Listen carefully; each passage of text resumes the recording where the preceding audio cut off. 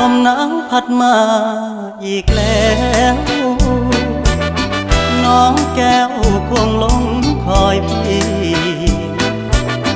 เคยสัญญาให้ไว้จะกลับไปหาคนดีเพราะน้องพี่คงจะกลัว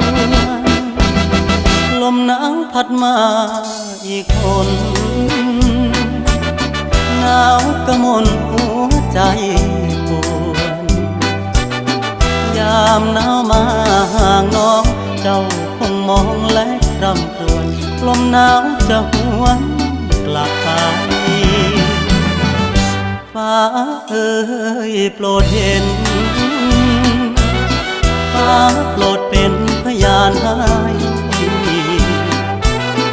ความรักยังไม่คลอนนิรันดรห่วงดวงใจ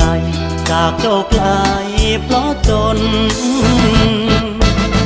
ลมหนาวพัดมาอีกแล้วน้องแก้วคงหลงคอยมนจากน้องมาสร้างตัวอย่าได้กลัวรักจะปนให้น้อง